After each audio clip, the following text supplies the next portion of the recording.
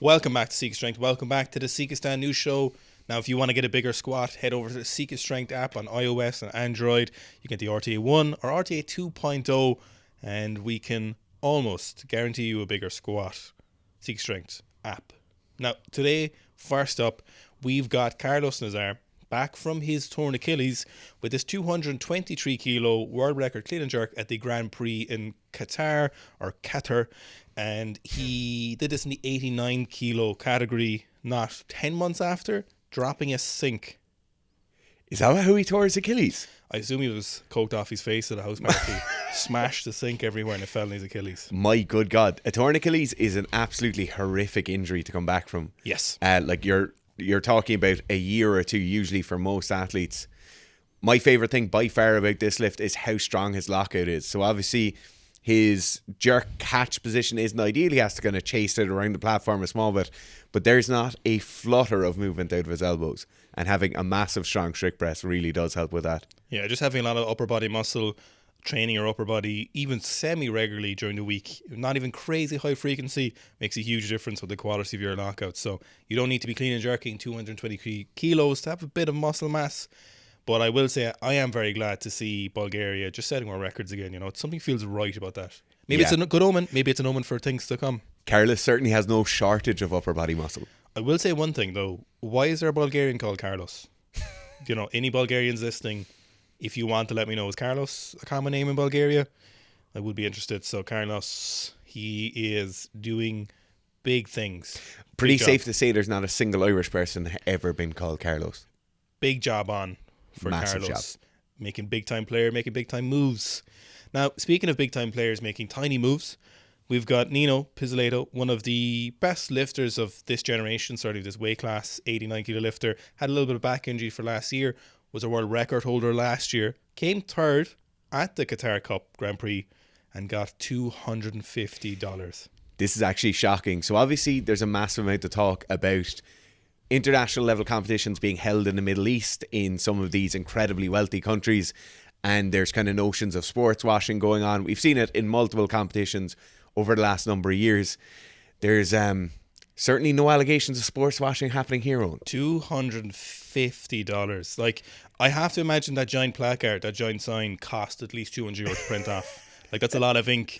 Someone had to design that. Like, if you added all that up, the placards, the actual fake check he's holding, it has to have cost maybe more than the $250. On a very serious note, you would get $250 for winning a small to medium sized CrossFit local competition. Doesn't he look kind of like he's kind of like laughing at it almost? He's like, lads, bring out the real check now, will you? Like, I don't know what he's getting per year with Italy. They have a very good sports system. They have big training facilities. They have lots of athletes. They have a system. They're in a European country.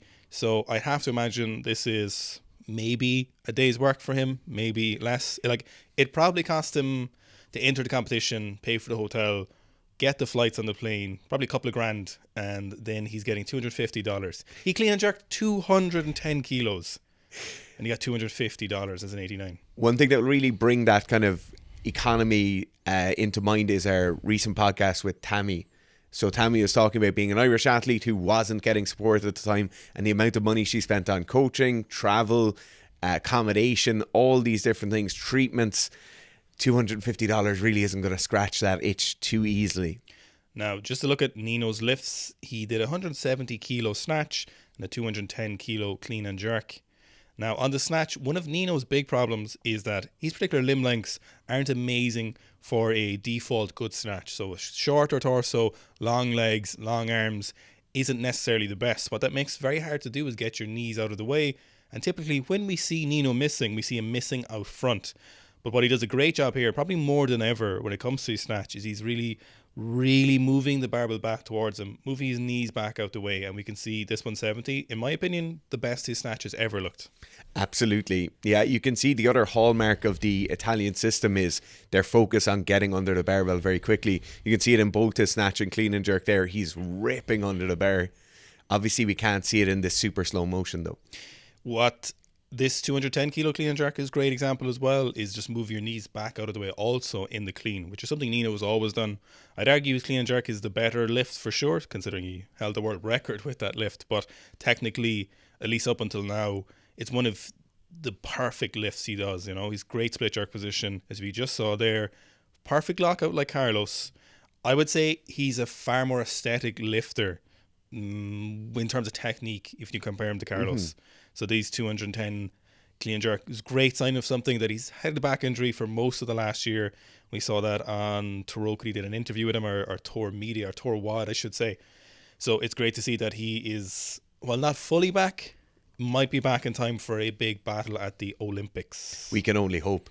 The best thing possible for the sport of weightlifting is having all of these superstars lifting in the same classes. Despite the IWF's best efforts to prevent that from happening.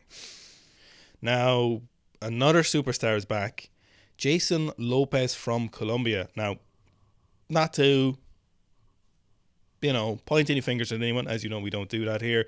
But if you're like, who the fuck is this? And if you haven't been around weightlifting for a couple of years, back in 2017, Jason Lopez was an incredible lifter. Junior Worlds was coming up on some big numbers in the 77 kilo class and then the 81 kilo class. 2017, the American USADA got their hands on him as usual, and he was banned for Boldenone, and this is his second big competition back this year, and holy back. Goodness gracious. 180 kilo snatch in the 89 kilo class. So that 89 kilo class was really popping off. The top of his snatch extension is very, very close to perfect. I know he has a small bit of a jump back, but it is almost perfect going by most technical models. Yes, there's one thing which is quite interesting is he has a huge amount of knees out in the snatch, so he's really pushing his knees out. It's not normally something that can work for a lot of people, but usually if the stronger the lifter is, the more likely they can get away with that, because the barbell's center of mass is further away from theirs, and generally a stronger lifter is, the more they can bully that bar. So when we saw him as a lighter lifter, we videos of him doing maybe doubles with 270 kilos in the back squat. So a very, very strong lifter, especially when he was a young lifter at the time. So now he's moved up in a weight class. Clearly his power has matched and moved up with him. So I can only imagine what he's snatching or squatting at the moment. I'd say massive weights very quickly. Dara said, what are you going to say there? No, I was just going to say, Jason was known for his incredible speed in his kind of early days in those lighter weight classes. That was one of the major things. And the first few training videos came out of him, just how fast he was. Yeah, Dara also said he had the Pokemon thing on the back of his shirt, which I know is going to annoy some of you guys. Now, in the 81 kilo class, we've had North Korea return up to another competition again and lifting some big weights across both sides.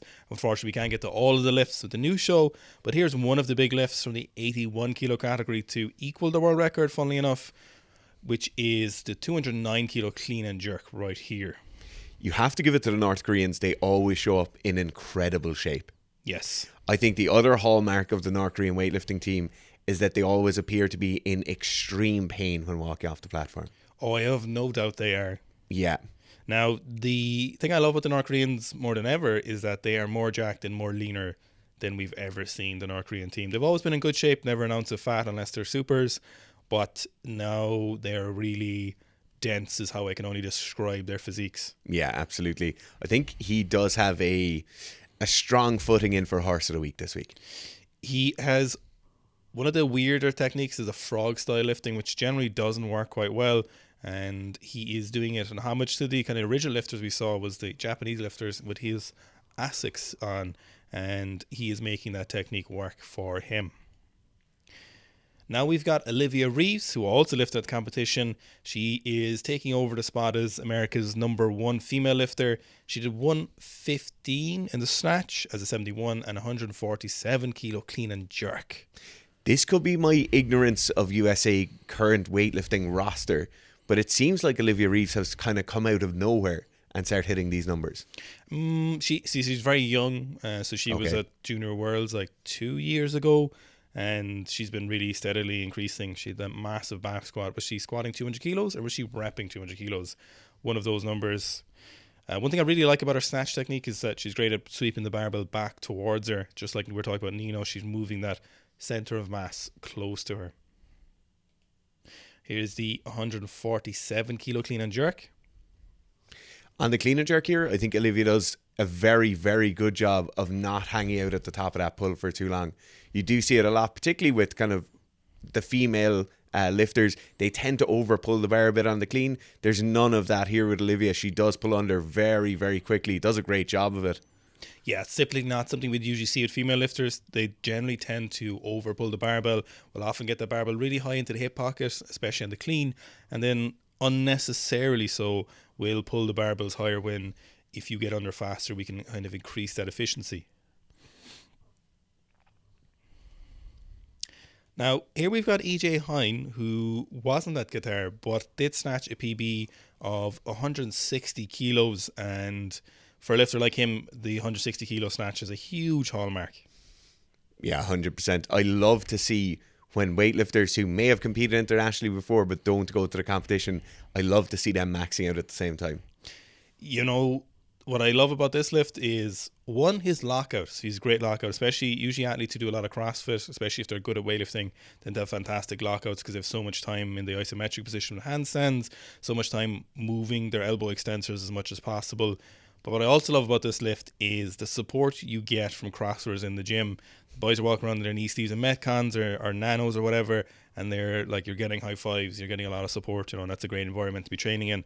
And the hype, while CrossFit gets a lot of shtick, the community aspect, which they promote a lot, is fantastic, and you can see it in effect here. It's worth saying as well that CrossFit gyms are a great place for a lot of weightlifters to train. Yes. Even if you're not taking part in the class, just having people around you while you're training who are pushing themselves hard as well is so, so useful.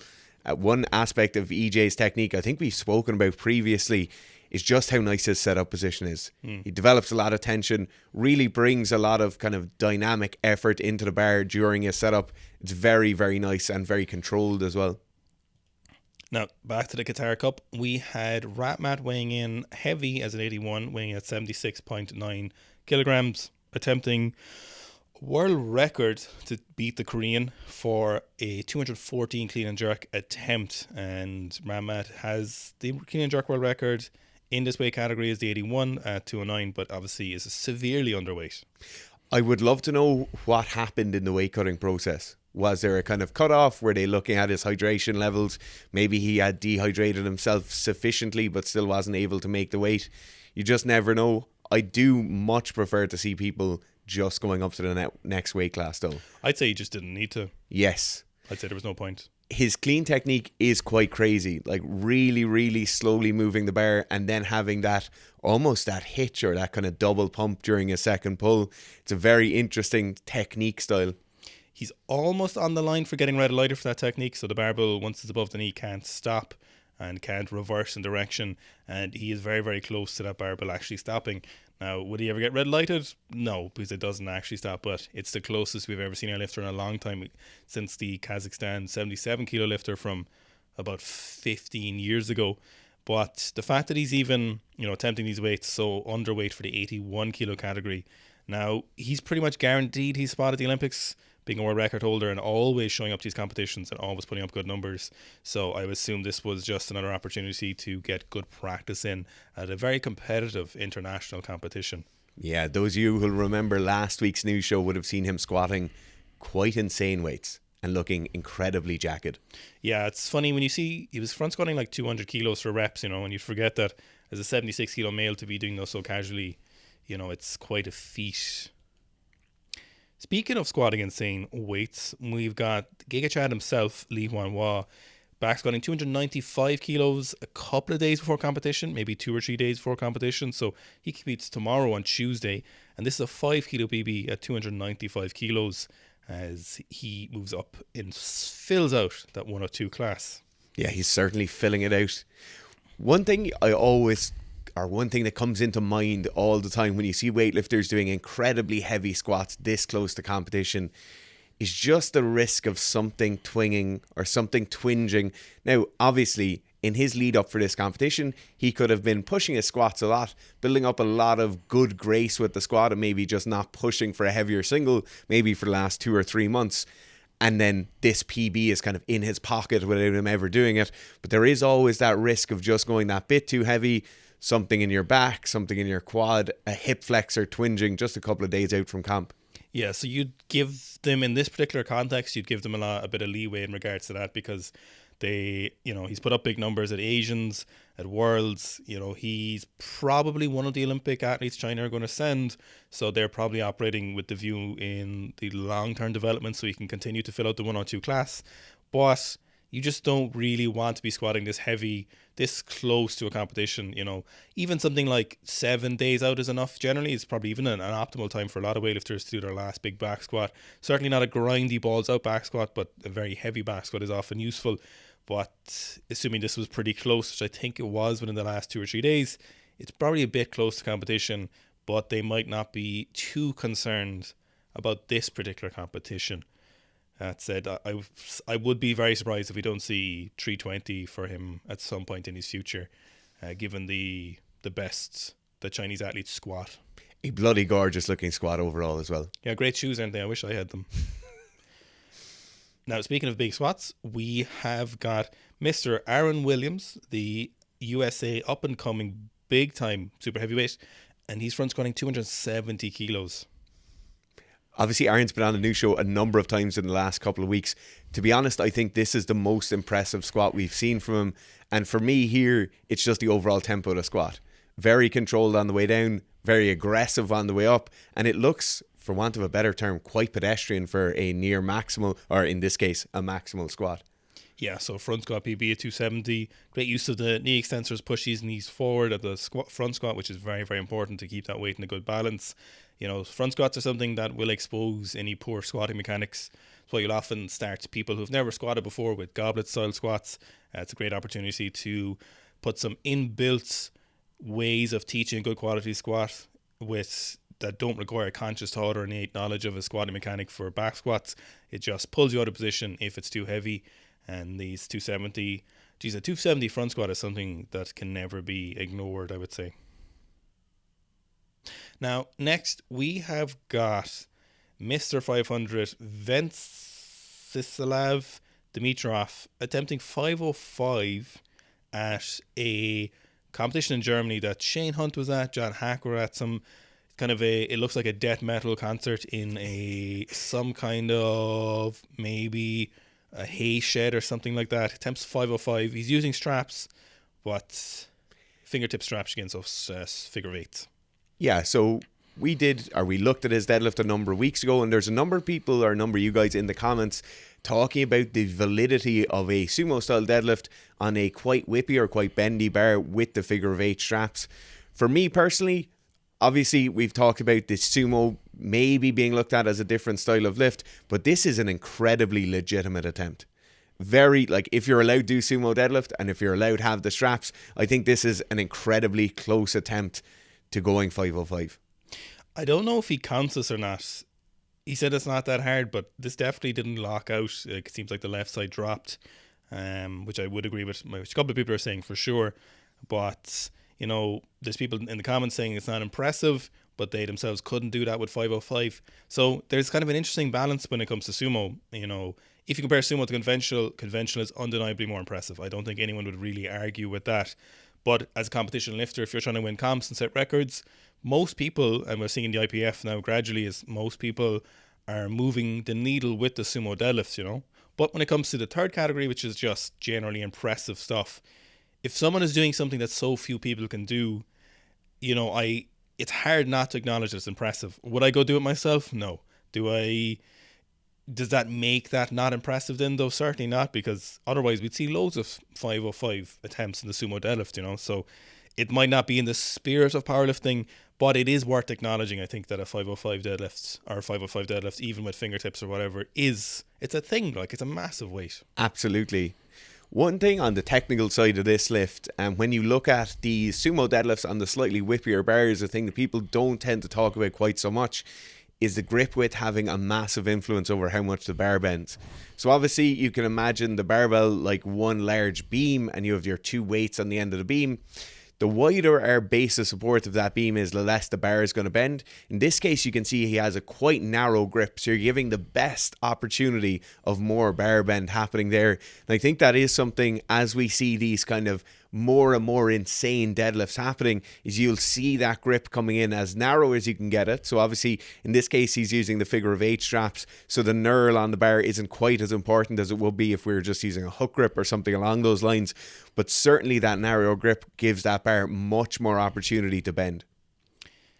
Now next up we've got Kyle Tiger Curvey. I'm not sure why he's called Tiger, but he certainly is some form of beast, squatting 365 kilos in what looks to be just some kind of run-of-the-mill commercial gym. So that's 760 freedom units. This is an absolutely gorgeous looking squat, very, very powerful. But one thing to note is that extremely wide grip on the back squat. So this is something we would have seen a lot more of in the earlier days of powerlifting. Certainly many of the west side guys would have squatted like this. And oftentimes the reason for this is just they're carrying so much muscle in their upper body. There is so much tension in the arms that bringing that into more of a stacked, almost high bar position with the arms or that kind of extended upper back is just too difficult. They have so much muscle. Their shoulder development, their chest development and their upper back development is to the point whereby that level of external rotation of the shoulders is just impossible. Yeah, so what that generally happens is in lighter lifters or people with not as strong backs is we'll just see a lot of upper back rounding, a lot of flexion, because the inability to keep your upper back tight with that wide grip just isn't as good if you bring it in and closer. If we keep a lot of that tightness, sure of wrists, keep a nice straight wrist, a tight hold on the barbell, stack along your bicep, your body's incredibly perceptive of where you are, where your limbs are and what's happening when you're moving, even if you're not consciously aware of it, and you want to give yourself the best opportunity. But this is definitely not holding back Mr. Tiger with 365. Said 800 before the new year, question mark. My God. Very possible. Very, very possible. Now, next we've got Tom Stoltman with a 400 kilo deadlift. No suit? What the deadlift suit? Why did that word elude me there? So Tom is obviously one of the Stoltman brothers' dynamic duo. After the Rugby World Cup or during the Rugby World Cup, I do remember a pair of front rows who were also Scottish brothers being crowned the strongest brothers in Scotland, but I think the Stoltmans quickly put their foot through that record. Oh yeah, they've always been the strongest brothers. If there's two stronger brothers in Scotland, I don't think they exist. Absolutely gorgeous deadlift. The Stoltmans are very, very technically nice to look at as well. Mm-hmm. They tend to kind of go along with the standard framework, what you would ideally want your technique to be. Obviously in their case though, they're just absolute giants and the weights they're lifting are absolutely massive as well. I feel like Luke Richardson is a unofficial brother of theirs, maybe a long lost brother they don't know about, because he fits in really well with them. Yeah, he really does. Yeah, what great deadlift, but I can't help but notice how long Tom's feet look in his socks, which also appear to be Christmas socks. I feel like Tom is a size 13 or 14 UK. Yeah. Which is size 15 or 16 US. Now, sticking with a large deadlifts, we have got Cenk Kokak from Turkey winning the European Open Classic and setting a Open Classic record deadlift with 400.5 kilos conventional. For me, if you're deadlifting conventional, going along with IPF rules, that's the most legitimate deadlift you can do. Yes. No hitching, no stopping of the barbell allowed, full lockout of the top at the top, and then bringing the bar back down. Obviously, no straps or no suit. For me, it's the deadlift in its purest form. What I really like about Cenk, if any Turkish people want to correct me, is the really aggressive dynamic start that we see in the deadlift that we saw, for example, in Luke's or Tom Stoltman's deadlift. You know, sometimes people are afraid of not setting up correctly, setting their hips really low, spending a lot of time setting up behind the barbell, dropping their hips down, rocking behind the barbell, getting their grip really set up. But there is a lot to be said for a really aggressive pre-stretch of the muscles using a dynamic start like people would in weightlifting to get the barbell moving. Now, it doesn't have to be super aggressive, but the single hip pump is one of the best things you can do for a deadlift, especially a conventional deadlift. The sumo deadlift's a little bit different, but when it comes to conventional deadlift, you are putting yourself at a huge disadvantage if you're not using that pre-stretch before you get the barbell moving. Now, provided you can maintain the positions you want to maintain, then it's highly recommended we do some kind of dynamic start for that deadlift, as, you know, heavy weights, if they move faster, will go a little bit better for you. The single pump specialist. The single pump specialist. The one pump jump. Sika Strength News Show brought to you by Big Thighs on Hot Guys. So next up, we've got Theo Maddox deadlifting 470 kilos. I'm not sure what's going on here, but he said he only realized he needs to pull something heavyish today, last night. No, I'm not joking. So he said he weighed in at 140 kilos, which was crazy. Didn't wear a belt for 470. Put it on for 420. He said he didn't like it and took it off and went up 50 kilos, as you do. Yeah, sometimes that biomechanical stacking, especially if you're gaining weight quite quickly, I've no idea how long Theo has been 140 kilos for, but it can throw you off slightly getting into the bottom position or the setup for that deadlift. It's funny how 470 kilos is heavy-ish. Yes. So one of the very interesting things when you're talking about that kind of proprioceptive stacking, Mel Sif, a great South African biomechanist who unfortunately has passed away now, compared the use of, compared to the leverages of when your abdominals, your obliques touch off your thigh like they would in a leg press, when it feels so secure, is they almost act like kind of pneumatic pads. It's so positive for your nervous system, or your central nervous system, which is so reactive, that one of the benefits bigger lads get is that they're much more rigid, not only in the extra muscle mass, of course, but when it comes to their central nervous system, kind of innately stacking things and stabilizing stuff, they have just so much more of their body to stabilize themselves with, and your CNS is a little bit more relaxed. It's like, okay, we're a big strong guy, we can move this, when it compares to super small guys who are relying on different aspects. But 470 at certainly a trim 140. Yeah, 100%. He's in great shape. Young too. I'm glad to see Theo is the same as all of us mere mortals, where when he's deadlifting in bare feet, he does scoot his toes in from the edge just as he's bringing the bar down. Just in case. Just in case. Just in case. Now, speaking of really strong people, which is the name of the new show really, we've got everyone's favourite Mercujira, Jesus Oliviera, or if you're in Ireland, the west of Ireland, you'd say Jesus, squatting 430 kilos. I feel like every squat I see from Jesus is the exact same speed. Yeah. It can be within a 100 kilo bracket and it all looks identically fast. I did see Dozer weightlifting commenting saying post the 500 kilo squat. I'd love to know if he has 500 kilo squat just banked. Yeah. He hasn't posted it yet. But it's not like he's got someone who's going to outcompete him. No. Sticking with big squats, we've got the Georgian Timur squatting this 370 kilos, and I just love the look of this gym. This looks like what a community gym would look like if it was set up for powerlifting. 370 kilos in his vans or knockoff vans. The amount of whip in that bar makes me just think for a second, is that an Alico weightlifting bar? No, there's no way. I would say it's just 370 kilos, which is going to have an absolute massive ton of whip. Similar with Theo, he's a larger dude for Timur, so he's got a lot of biological stacking going on, and a very interesting style of squat. So he's squatting in flats, so he's not favouring a huge amount of dorsiflexion, not a huge amount of forward knee travel, and we're getting this kind of, you might call it like a 50-50 squat, so a lot of posterior but a lot of quads as well, because he's hitting nice depth. And it's not a crazy low bar squat, it's a relatively benign height of squat on his back, and he's just powering through this 370. Yeah, he does a great job of keeping his knees. So you'll see as he powers up from the bottom, his knees do shoot back slightly, which would be kind of biasing him more towards that low bar style. But he does a great job of keeping his knees forward and his quads engaged. Yeah, so you can get away with that, a little bit of the hip shift back and knees coming back with the low bar, because obviously the barbell, if it's further down your back, isn't going to be as further forward if you incline your torso a little bit.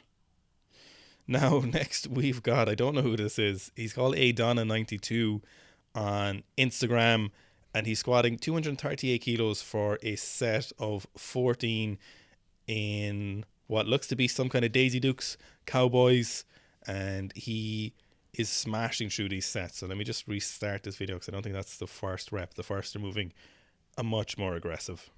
Absolutely. I'm going to mark this right now as my favourite section of this week's news show. Everything about this is great. Aside from the squats themselves are absolutely phenomenal. He's burying them. A lot of the time we do see these crazy weights for high reps. They get cut a bit short. Absolutely no lack of depth here. But for me personally, it's the garage training setup. It's the cowboy boots. It's the ladder being used as storage and shelving behind him. It's everything about it. What's interesting is, when you see people doing like 150 kilos for 30 reps or something, and they're really small range of motion, and it's like, it is still impressive because you're doing 150 for that, but there's no way you can get away with that in the squat. There is like, you have to squat down and stand up. Obviously you can cut depth, but when you're clearly squatting as deep as you possibly can for these higher rep sets. What I also really like about his squat is that he's essentially treating every rep as an individual rep. Now you might say, what does that mean? So if you have someone doing high rep squats, especially high bar like this, generally when they're going to do high double digit sets, you're going to just move through the sets as fast as possible. You might do 5 and 3 and 3 again, as many reps as you possibly can per segment, and often will not re-brace, minimally breathe. But what's super beneficial about this way of squatting is if you brace for every single squat, you're guaranteeing a better quality of squat every rep, so you're reinforcing better quality technique. So this higher rep, this AMRAP set is more beneficial for your heavier singles because you've gotten more practice of the quality of technique you want under huge amounts of duress, and certainly to failure. Yeah, I think as well, when you look at just how aggressively he's bracing, one aspect of that skill is keeping the bar very, very stable on your back. So a lot of time we'll see as people go on later in the reps and they're taking the big aggressive breaths and bracing their midline, the bar tends to start to oscillate more, or they're prolonging the oscillation of the bar, which actually makes it very difficult to string together good sets of squats. In his case, he's very, very skilled at that, still taking a very big breath and bracing aggressively, but not adding to the amount of oscillation in the bar. What's really important here is if he's doing length and partials or full range of motion to failure. We just cannot be sure. Next, we've got everyone's favorite Jamal Browner deadlifting 440 kilos for a set of 4 on the sumo deadlift. He tried to pull 427.5 for 5 hook grip beforehand, but only got 2.5. So Jamal, one of the best deadlifts alive, one of the deadlifters. He is not a deadlift, he does the deadlifting. But one of the things I love about Jamal's deadlift is something we see a huge problem in people who go sumo deadlifting initially is they don't have a lot of external rotation in their hips. So when they go sumo deadlifting, he uses a dynamic start, which is something we just talked about, which is super beneficial. But also he opens up his hips. He is tracking those knees over the toes, and you get so much more power. You keep your hips so much closer to the barbell. You're just turning into a little forklift for a deadlift, Whereas if we have a lot of that knee cave, which tends to happen if you go too wide, the wider you go with your feet, the less external rotation options are available to you, and then just the less quality you can make that sumo, even though you've got less range of motion. Jamal is really benefiting from those superb positions. Yeah, I think people make that kind of cognitive mistake, or that mistake in their thinking where they say, I'm going from conventional to sumo, so I automatically want to go as wide as I possibly can straight away. And we see it in the bench press as well, and we see it in the low bar squat, where immediately, once they're going to some biomechanically advantageous positions, they want to maximize that advantage right away, and their system or their ability to move a bar through that range of motion mightn't be quite ready. But it's definitely not holding Jamal back, not maximizing those range of motions. Unfortunately, it seems like corrupted strength. The gym we've seen him training in Rossloor, he seems to be closing down, or at least temporarily, which is always sad to see a hardcore gym closing down. But, yeah, very hard to keep a gym rolling. Now, we've got my favourite section of the new show. This is my favourite clip. Brian Oldfield. He is 6'5", 275 pounds. So I think it's like 125 kilos. He's doing a 60-yard race with the Olympic hurdler Lacey O'Neill over 60 yards, and Brian wins. What? Obviously, besides the incredible win and beating a hurdler in a 60-yard dash, there's two things that really stand out for me in the first. The first piece that really stands out to me is his sprinting technique does leave a lot to be desired, right? So he's not the most refined as he's sprinting. His positions aren't great. Imagine what he could do with a bit of sprint coaching. There's a rugby player in the Southern Hemisphere who does this thing where he drops back and then drops his head. It's the Quade Cooper goose step. But yeah, that's what he reminds me of, but he's sprinting. Now, Lacey O'Neill is an Olympic hurdler as well, so it's not like he's a 45-year-old retired masters competition hurdler. Like, he is racing a high level hurdler and he's a shot putter. This is so fucked. My second favorite thing is that in the description of this, there's a story of him dunking a 16-pound med ball into a basketball hoop. So there's a story in the comments. I emailed John Powell in high school trying to get help with throwing the shot put. He gave me Brian's phone number. Nervous and scared, I dialed his number. He answers and I told him who I was and I needed some help spinning in the shot. He then proceeded to tell me what seemed like trigonometry or calculus at the time how to do it. I tried to write things down as fast as I could, but the moment of actually comprehending who I was talking to and have little to no clue what he was trying to convey got the best of me. Experience I never forget, one of the greats. Oh my God. That's so crazy. Yeah, it's absolutely mental. Are you going to be running like that when you do your 60-yard dash? I hope mine are a little bit better. I hope. So we've got Eric Favours doing a 245 kilo behind the neck jerk. I said he could probably jerk 240 behind the neck with a split jerk. And here he does 245 not a week later. I'm going to say it as well. This technically is a very, very good lift. Obviously, we see throwers all the time making an absolute fool of weights, throwing around 200 kilos like it's absolutely nothing. But sometimes throwers lift like they're not weightlifters, which is perfectly understandable. In this case, Eric has absolutely plush behind the neck jerk technique. Really well timed, incredibly fast and aggressive lockout. His catch position is almost perfect, like in terms of the split. It's a very, very good lift. Yeah, it's everything about this. The finesse, the skill, the lockout, the timing, the security, the absolute 100% sure that he hit that rep is obnoxious and so unthrower like. Next, we have got D-Train. So I don't actually know what his full name is. We haven't got it here. He is an American football player. This was put up by his coach, Joey Burgles. And these are so pretty. We had him on the show before months ago doing front squats as well. Here he's doing 190 kilos for what I would call touch and go speed reps in Metcons, no belt, no knee sleeve, clean grip or front squat grip, non-cross grip. Sickeningly pretty squats. Yeah, these are absolutely technically perfect. Obviously, we spoke earlier about the half squats and if you could get everybody as a youth athlete and bring them to a great system and get them squatting ass to grass for good speed and good weight. I think this is what you're seeing here. And you see it in a lot of US athletes. Their high school and collegiate system really tends to develop athletes very well in terms of their S&C. And we see lifts like this. Obviously, this is an extraordinary set of 3 for 190 kilos. But this is what happens when you bring somebody in as a young developing athlete, teach them how to squat really well, teach them so they understand the movement they're doing. And this is the outcome you get. Yeah, this is exactly what I meant. Like Dara said there, this is what would be ideal. If we could get all your athletes in all sports squatting like this, back squat or front squat. You take this as a back squat for this depth and speed. This is what you'd want. This is the thing where you'd be like, cool, you're just going to get no more out of the back squat. We don't need to push it in. We don't need to change quality anymore. Like, this is the gold standard for what you'd want from a squat. There is no more. The only place to go from here is the same speed but heavier if possible. That's all that's left to change with this. There's nothing else to do. That's the only place to go from here is the NFL. Thanks for watching today's news show. Remember, check out the Sika Strength app at iOS or Android. Also, don't forget that Sika Sleep is back in stock. So check it out at sikastrength.com, where you can sign up for multi-packs, subscription for a discount, or just an individual pack of 30. See how it goes. Why Sika Sleep? Because it contains some of the most important micronutrients you need to get a better sleep. And if you're an athlete, you need better sleep.